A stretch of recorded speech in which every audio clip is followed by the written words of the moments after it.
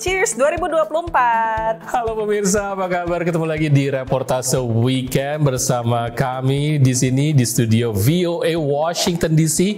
Kami akan menyampaikan berbagai informasi menarik buat Anda semua di akhir pekan ini bersama saya Ian Umar dan Aryatna Budianto. Semoga semuanya di tahun baru 2024 ini berjalan lancar pemirsa, dan Anda dalam keadaan sehat, karena kemarin ini kebetulan saya dan Ian nih sempat agak sakit ya. Lagi ada virus berputar di Washington DC, di New York dan lain sebagainya. Jadi jaga kesehatan pemirsa. Itu jadi salah satu resolusi saya loh sebenarnya tahun baru ini. Jadi kita pengen hidup lebih sehat, tapi kalau ada virus seperti itu memang sulit sekali dihindari. Mungkin untuk mulai punya resolusi juga nggak cuma sehat, tapi ada resolusi yang lain ya. Iya, aku sih resolusinya pengen belajar bahasa asing, Ian. Wow. Pengen belajar bahasa asing selain bahasa Inggris. Kita tunggu nih.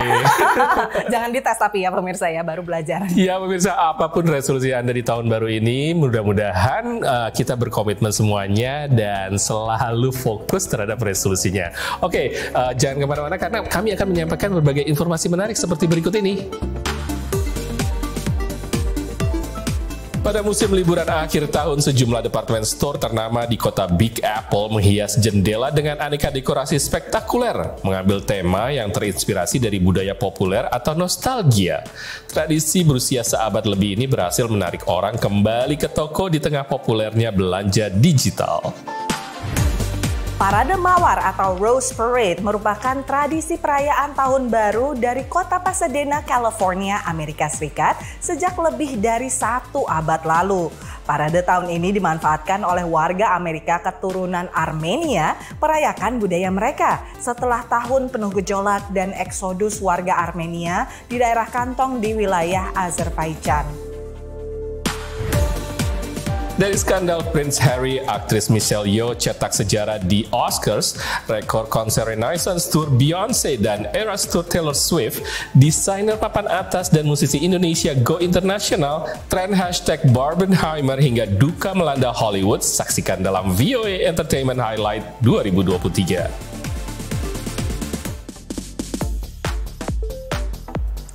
Pemirsa, pada masa akhir tahun dan juga liburan tahun baru, kota Big Apple atau Manhattan menghias diri dengan berbagai hiasan-hiasan di toko-toko di department store mereka. Dan hiasan-hiasan ini biasanya terinspirasi dari berbagai ide, contohnya populer tentang culture yang populer ataupun juga dari nostalgia di masa lalu. Betul, iya. Nah, ini merupakan sebuah tradisi yang sudah berlangsung lebih dari seabad pemirsa. Dan kini Holiday Windows di kota New York itu berfungsi tidak hanya sebagai menarik para wisatawan untuk datang berkunjung ke kota New York, tapi juga ingin membangkitkan gairah orang untuk belanja kembali di toko.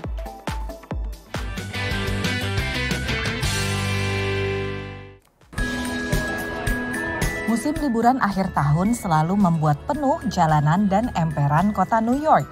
Warga dan turis menikmati indahnya gemerlap hiasan lampu dan display jendela di toko-toko ikonik. You never see anything like it. I come every year to see them, and every year they don't disappoint. I think they're brilliant. They're spectacular. I mean, it's something I've not ever seen. Most of the time I do on the internet. So being here and seeing all this is just wonderful and enjoying the shopping part too. Gemerlap bukan hanya menghibur pengunjung, tapi juga meningkatkan profit department store di era digital ini. They're a vital tool for retailers. Even in this world of advanced technology, they serve as a bridge between physical and digital retail worlds. And they offer great opportunities for storytelling and engaging customers in a way that no online platform can really replicate. Dan ini adalah tradisi yang sudah menjadi budaya jalanan kota New York selama lebih dari 1 abad. Holiday windows and windows in general go back to the late 1800s or, early 1900s being a lot more refined. Holiday windows have always been a gift back to the city. Tahun ini pengunjung dimanjakan dengan display gemerlap berlian di Tiffany's. Suasana New York dan Paris di Saks Fifth Avenue yang bekerja sama dengan Dior. Permainan lampu, kromium, dan cermin di Bergdorf Goodman. juga tema Wonka di Bloomingdale's yang terinspirasi film rilis terbaru Warner Brothers. When we design the windows, we're really looking to bring out the child in all of us. The little touches and the details of sparkle and candy that makes up jacket, really starts to surprise and delight the viewers. Tambahnya, jendela efektif memikat orang untuk masuk ke toko. When you're fully immersed into the experience on the street, gazing at the windows, being delighted, that you can't match that by sitting on the couch at home. Terlihat dari ramainya pengunjung setiap kali hiasan jendela terpasang, bisa diperkirakan tradisi akhir tahun ini akan terus lestari. Dari kota New York, VOA.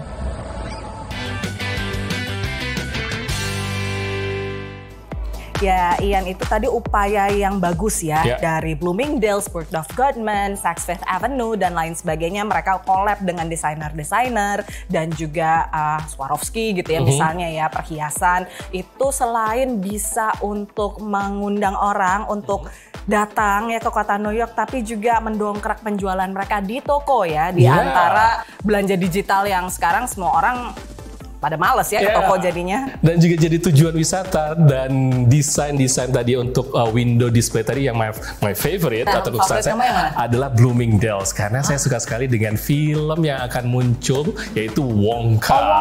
Klasik sekali ya. Timothée Chalamet, klasik sekali. Jadi memang banyak sekali wisata, tidak hanya dari domestik dan juga dari mancanegara, datang khusus ke New York hanya untuk melihat window display seperti itu. Dan gratis pula. Gratis ya. Oke pemirsa, masih banyak liputan lainnya, jangan kemana-mana, stay tune di Reportase Weekend.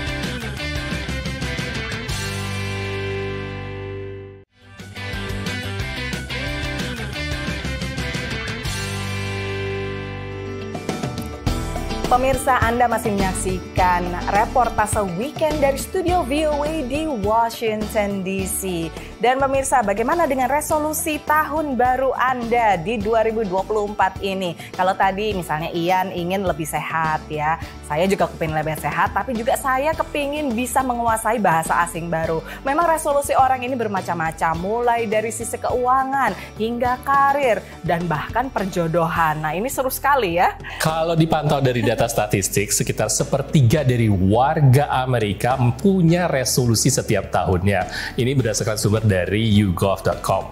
Dan mereka itu biasanya mempunyai prioritas antara 1, 2, 3. Dan yang sangat sulit adalah memfokuskan yang mana akan menjadi prioritas dan melanjutkan resolusi tersebut.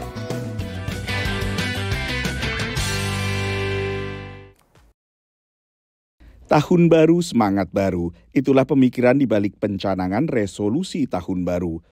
A large percentage of people, particularly in the context of running, use January 1st as a date to start their streak.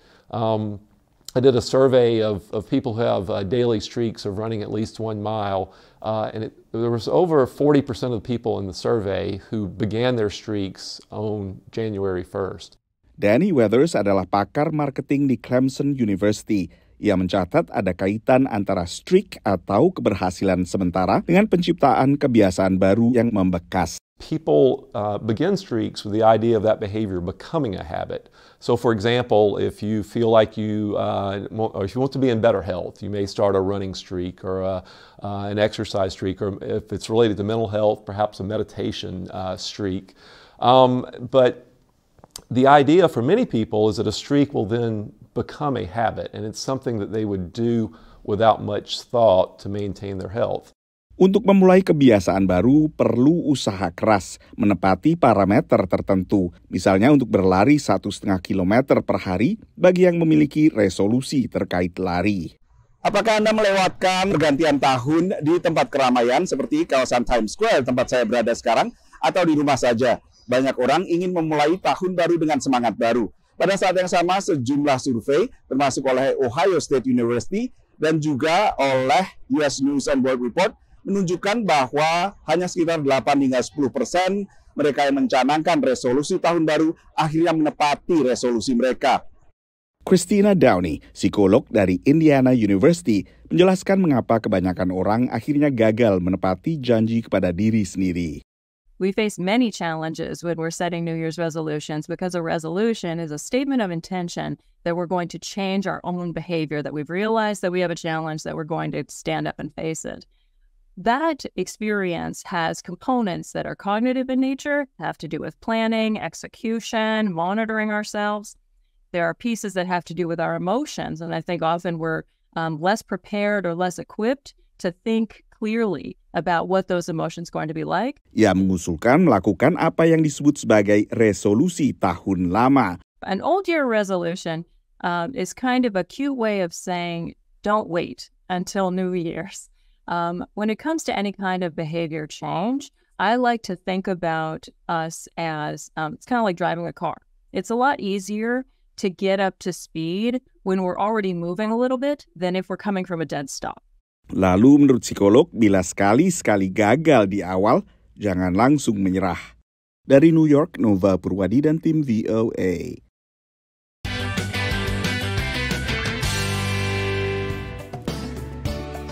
Ternyata bagi banyak warga Amerika, resolusi seputar keuangan, yaitu ingin hidup lebih hemat, menjadi fokus di tahun 2024. Sama seperti saya pemirsa, selain juga untuk bisa hidup lebih sehat di tahun ini. Tapi membuat resolusi tahun baru itu bukan satu-satunya ya yang menjadi khas apa yang kita lakukan selama akhir tahun ini. Ada satu lagi yang menjadi kekhasan ya akhir tahun, yaitu parade mawar di Pasadena. Ya. Tradisi yang sudah berlangsung selama 1 abad lebih di kota Pasadena ini, atau parade mawar yang sangat populer secara global, kembali berlangsung pada tanggal 1 Januari dan pesertanya dari seluruh dunia, tidak hanya dari Amerika, dan juga berbagai komunitas berpartisipasi tahun ini.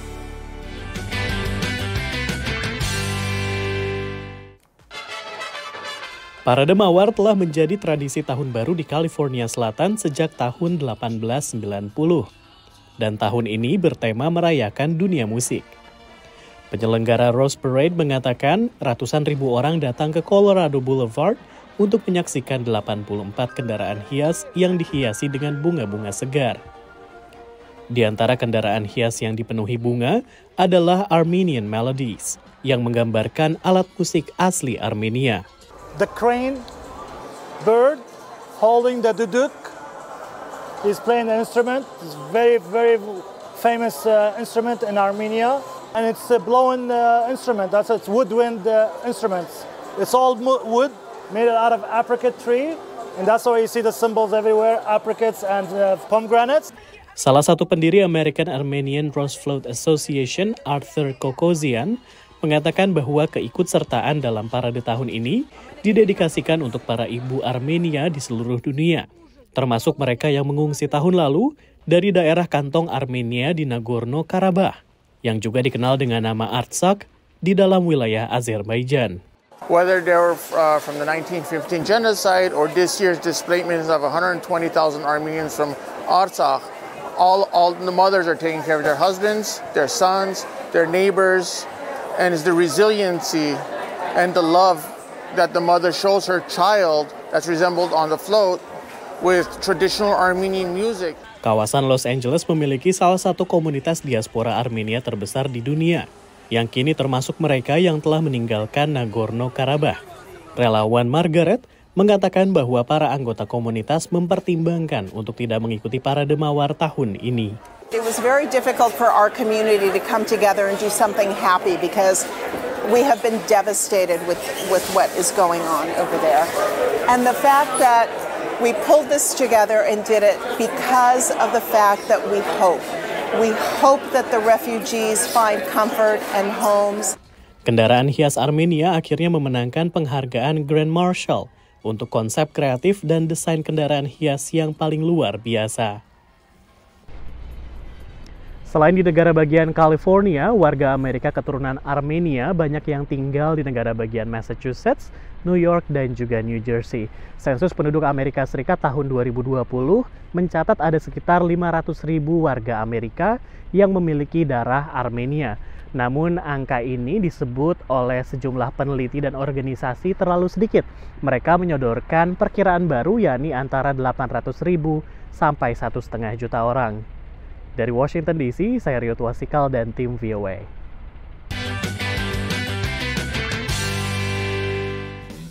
Selamat untuk komunitas Armenia yang mendapatkan gelar Grand Marshal Award di Rose Parade kali ini. Nah, komunitas Armenia itu cukup besar di Amerika, pemirsa. Dan salah satu yang terkenal mungkin Anda sudah tahu, yaitu keluarga Kardashian. Itu adalah warga diaspora Armenia. Ya, warga Indonesia sudah sering berpartisipasi di situ ya, lewat promosi pariwisata di sana. Nah, kita tunggu aja kapan kiprahnya kembali bergaung di Pasadena. Oke pemirsa, sekarang kita istirahat dulu, tapi jangan kemana-mana. Reportase Weekend akan segera kembali setelah yang satu ini.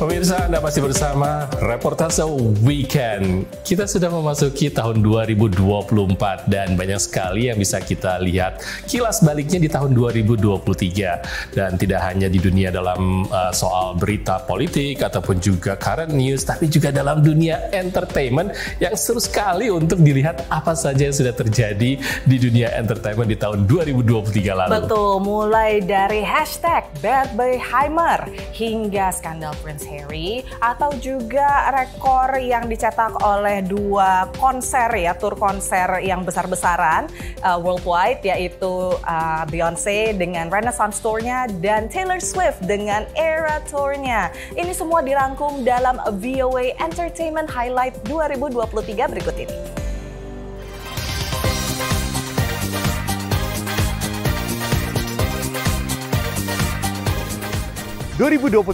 Tahun yang dipenuhi oleh skandal keluarga kerajaan Inggris, kejutan dan toren sejarah dunia entertainment, dan epic era dalam tur berbagai konser musik.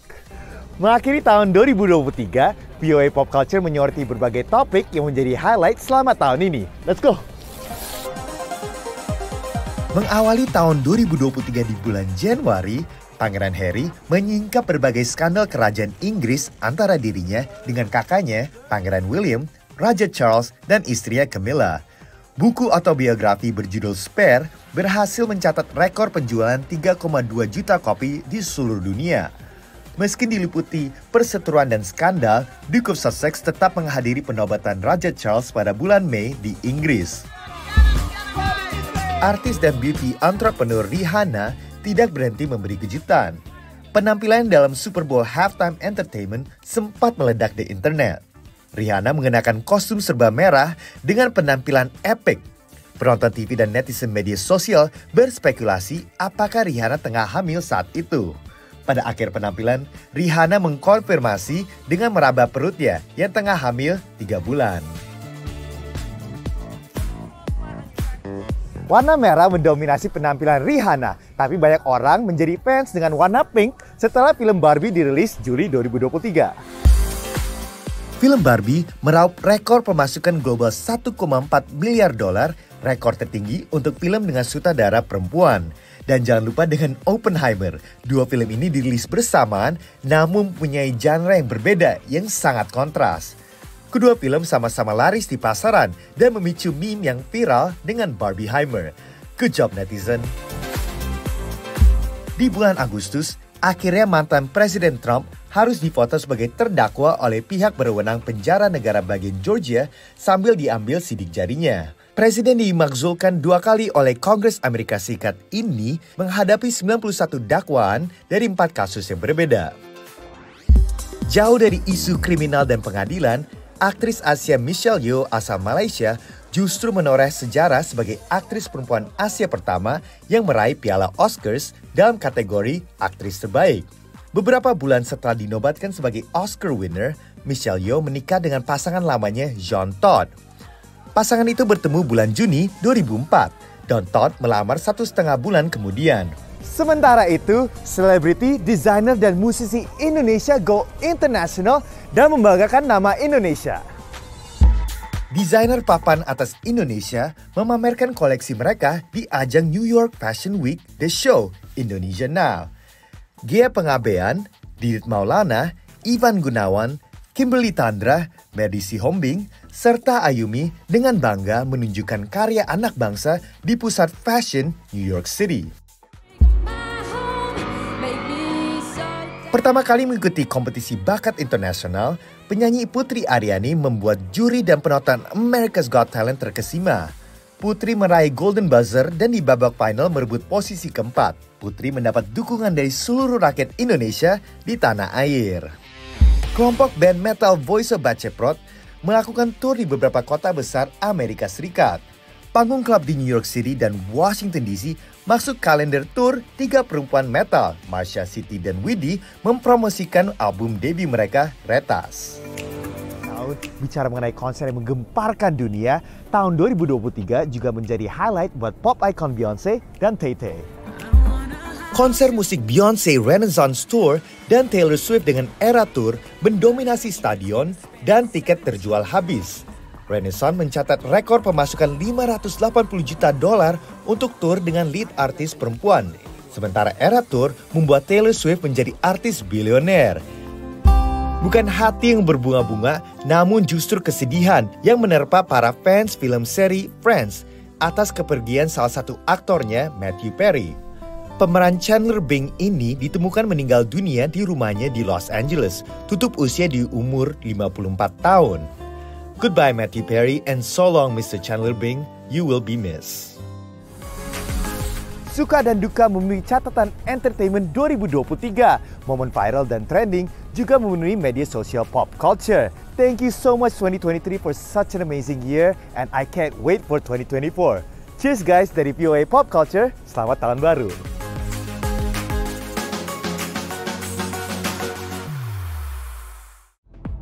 Ya, itu tadi Gandhira Pratama yang membawakan VOA Entertainment Highlight. Kayaknya tahun depan dia lagi ya yang akan bawain.